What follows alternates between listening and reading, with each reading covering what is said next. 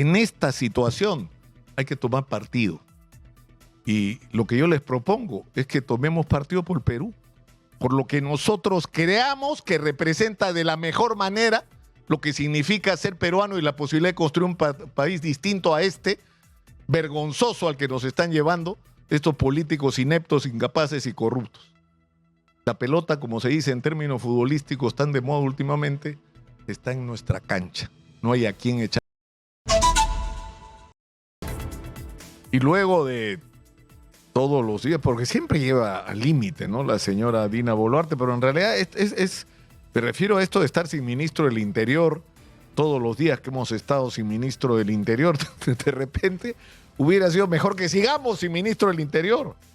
¿Por qué? Porque nos han puesto al ministro, al general en retiro Julio Díaz, que ni siquiera había terminado de publicarse su nombramiento. Ya se sabe que el señor tiene 2 investigaciones por presunta corrupción en la adquisición de mascarillas durante la pandemia, que tiene denuncias por no cumplir sus obligaciones familiares, y que por ahí tiene su cereza, ¿no? Publicó un libro premiado o algo así por el IDL, es decir, por el otro extremo, ¿no?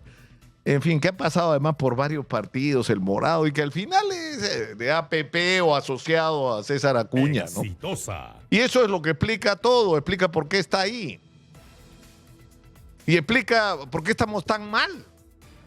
Porque las decisiones, las asignaciones de responsabilidades no están relacionadas con la calificación para el desarrollo de la función.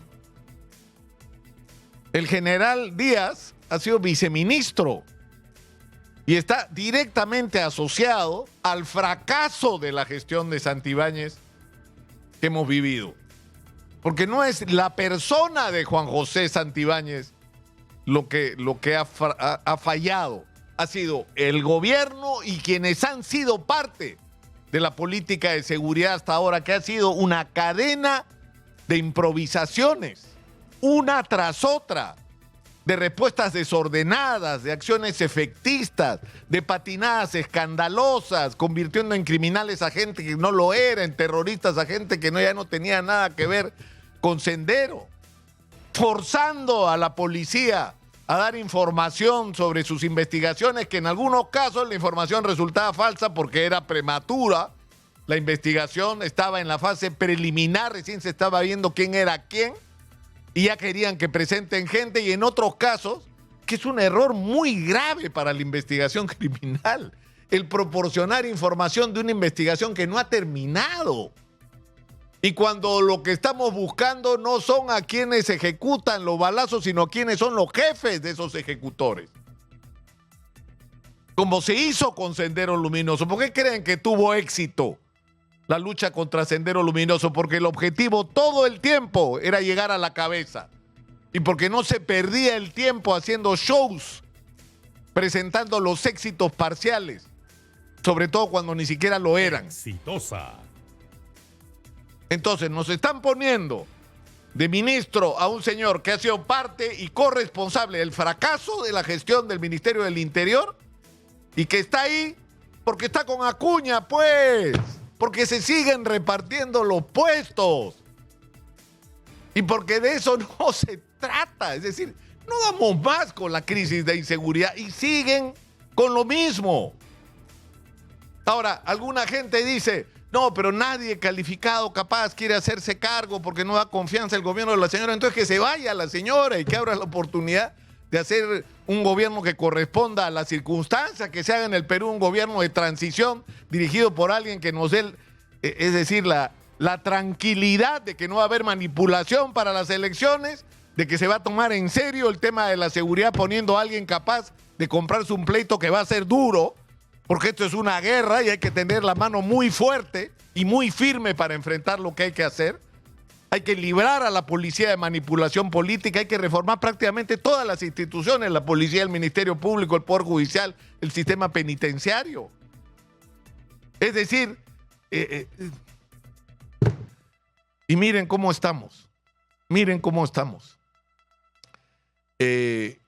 y el problema es que no tenemos respuesta. Y Óscar Saravia, que es un hombre que es una persona que conoce muchísimo de contrataciones del Estado y que es una persona correcta y decente y que es muy crítico de cómo la corrupción lo está corroyendo todo en el Perú, se le ocurrió una idea que a mí me pareció original. Le preguntó a la inteligencia artificial, al ChatGPT, es como se llama una de las versiones de inteligencia artificial que hay en este momento, y le preguntó, ¿puedes crear un proyecto para la seguridad ciudadana en Perú contra la delincuencia? Y la respuesta que le da el ChatGPT le establece una serie de parámetros, ¿no? Pero propone, entre otras, porque Saravia le pregunta, digamos, en la dirección de, por ejemplo, el compromiso que debería asumir el sector privado, pero yo quiero que escuchen lo que dice la inteligencia artificial. Que, sería extraordinario que podamos ponerla, si fuera posible, de ministro del Interior. Eje 1 dice, hay que incentivar tributariamente a las empresas para que inviertan en seguridad ciudadana. Deducir el 100% de la inversión en seguridad ciudadana del impuesto a la renta de tercera categoría. A quienes instalen cámaras de biovigilancia conectados a la policía o a Serenajo, a quienes adquieran motocicletas patrulleras u otros medios de patrullaje urbano para que sirvan en las municipalidades o en la policía, a quienes contraten servicios de vigilancia privada que cooperen con las autoridades y a quienes implementen proyectos tecnológicos de alerta temprana o inteligencia artificial que sirva, por supuesto, a la seguridad ciudadana. Las inversiones deben ser registradas y validadas por el Ministerio del Interior y la SUNAT y se les entregará un certificado de inversión en seguridad. En segundo lugar, el segundo eje que propone, esto es la inteligencia artificial, Óscar Saravia le ha preguntado al ChatGPT, dime qué hacemos. Y el ChatGPT le ha contestado. Primera respuesta, involucra a la empresa privada, ofréceles beneficios tributarios para que se compren el pleito y metan billete para ayudar a enfrentar la crisis de inseguridad. Lo segundo, la delación premiada y la reducción de penas. Esto traducido a lo que nosotros hemos vivido fue la ley del arrepentimiento durante la lucha contra el terrorismo y la colaboración eficaz hoy en la lucha contra la corrupción. Y lo que dice es que debe haber un programa nacional de amnistía parcial o reducción de penas para mandos medios de las organizaciones criminales que colaboren con la justicia entregando información clave o que ayuden a la captura de los cabecillas. Y que los beneficios que pueden tener pueden incluir hasta un 50% de la reducción de las penas dependiendo de la calidad de la información que aporten, una protección especial para ellos y sus familias e incluso recompensas económicas. Si tú eres de la organización del monstruo y estás dispuesto a colaborar, te vamos a ayudar y nadie se va a enterar que lo has hecho. Nadie se va a enterar, no va a haber show para eso. Lo que vamos a lograr es capturar al monstruo. Implementación legal, hay que hacer una ley en este sentido y hay que supervisar todo esto a través de la Fiscalía del Crimen Organizado del Poder Judicial. Escuchen, miren la pérdida de tiempo que estamos teniendo. El ChatGPT nos está diciendo qué deberíamos hacer, aunque ante la falta de ideas y del cerebro de quienes conducen el país. De ahí propone asociaciones públicas privadas, ¿saben para qué? Para crear mega penales industriales. Dice que tiene que hacerse convenios entre el Estado y las empresas privadas con empresas extranjeras especializadas en infraestructura penitenciaria para construir mega penales industriales de alta capacidad y seguridad, y que estos deben estar ubicados en zonas estratégicas del país con bajo riesgo urbano. Es decir, no puedes poner los penales al lado de las ciudades. Tienen que estar lejos para tener el control total y absoluto sobre ellos. Y que el enfoque tiene que ser que tú entras a la cárcel y el trabajo es obligatorio, no que yo veo si trabajo. No. Es obligatorio. Exitosa. Que todos los internos que lleguen a un penal tengan que trabajar, primero, para pagar su mantención como presos y segundo, para ayudar a sus familias, que al final y en la mayor parte de los casos no tienen ninguna responsabilidad sobre el acto de estos criminales. Inversión privada, es decir, ¿a qué quiero llegar? que no es falta de ideas, no es falta de propuestas. Y esto, es decir, ¿de dónde creen ustedes que la inteligencia artificial saca la información que nos provee y que lo que hace es organizarla, articularla y convertirla en un insumo útil para la toma de decisiones? De la propia información que proporcionamos los seres humanos, de las investigaciones y trabajos que se han publicado, del Plan Mariano Santos, de lo que hizo el general Félix Moreno en asociación con una fundación alemana que hizo un estudio concienzudo, serio, dice un bodoque así, sobre la crisis de la policía y que tiene que ver con la crisis de la sociedad y todo lo que hay que resolver, de todo lo que se ha escrito y dicho sobre el tema de inseguridad, y lo traducen en propuestas. Pero el problema es que si nosotros no estamos sintonizados con esto, si no partimos a entender, como hablábamos el día de ayer, de que para derrotar a Sendero tuvimos que entender qué diablos era Sendero, cómo funcionaban sus cabezas, cómo estaban articulados, cómo se relacionaban entre ellos, incluso cuáles eran las historias familiares de sus líderes y cuáles eran sus conexiones. Eso mismo tenemos que hacer con los criminales y sus organizaciones hoy.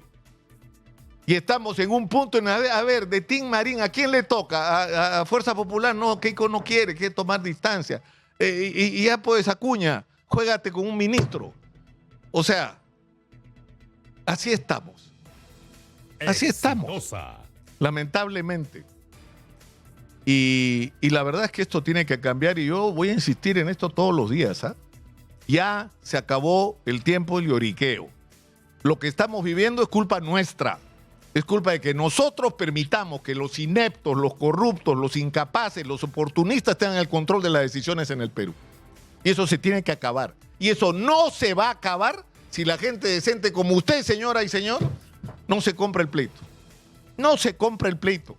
Y hay que comprarse el pleito desde donde esté, como sea, pero tiene que comprarse el pleito. Y no estoy diciendo solamente que hay que salir a la calle. Sí, seguramente hay que salir a la calle pacíficamente, como se hizo el viernes pasado. Y van a venir con toda seguridad otras manifestaciones de molestia y de hartazgo de la gente que tienen que ser pacíficas, que tienen que ser respetuosas de la ley, que no se debe permitir que los violentistas y los provocadores traten de sacar provecho de la indignación y de la molestia de la gente. Eso está claro. Pero eso no basta tampoco. Eso no basta, hay que comprometernos y se abre la discusión sobre esto. ¿Con quién diablos nos vamos a comprometer? Es la pregunta que yo mismo me estoy haciendo y que todos deberíamos hacernos. En esta situación hay que tomar partido y lo que yo les propongo es que tomemos partido por Perú, por lo que nosotros creamos que representa de la mejor manera lo que significa ser peruano y la posibilidad de construir un país distinto a este, vergonzoso al que nos están llevando estos políticos ineptos, incapaces y corruptos. La pelota, como se dice en términos futbolísticos tan de moda últimamente, está en nuestra cancha. No hay a quien echarle la culpa de lo que nosotros mismos hagamos o dejemos de hacer.